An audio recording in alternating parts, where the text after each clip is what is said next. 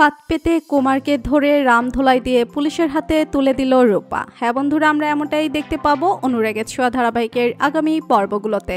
বিস্তারিত জানতে আমাদের চ্যানেলটি সাবস্ক্রাইব করে ভিডিওটি না টেনে শেষ পর্যন্ত দেখতে থাকুন।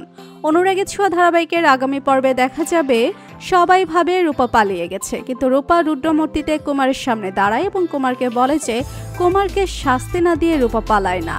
কুমার রূপাকে দেখে ভয় পেয়ে যায়। লাবণ্য চেহারা ভাবতে থাকে, বুঝতে পারে কুমার যে এই রূপা তাকে শাস্তি দিয়েই ছাড়বে।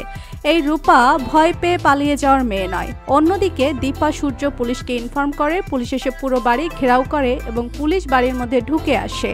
কুমার যখন বন্দুক বের করে রূপার দিকে তাক করে এবং রূপাকে বলে যে রূপাকে আজ সে এখানেই শেষ করে ফেলবে, ঠিক তখনই পুলিশ পাল্টা কুমারের দিকে বন্দুক তাক করে এবং রূপা কুমারকে বলে যে আমাকে গুলি করার আগে আগে নিজেকে বাঁচাও কুমার।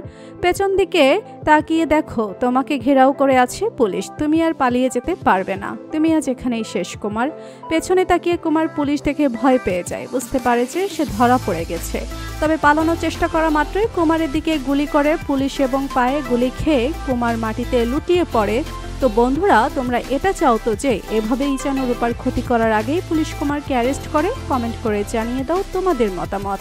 আর আমাদের চ্যানেলে নতুন হয়ে থাকলে চ্যানেলটি সাবস্ক্রাইব করে রাখুন, যেন অনুরাগের ছোঁয়া ধারাবাহিকের আগামী পর্বের আপডেট ভিডিও সবার আগে পৌঁছে যায় আপনাদের কাছে। ধন্যবাদ সবাইকে।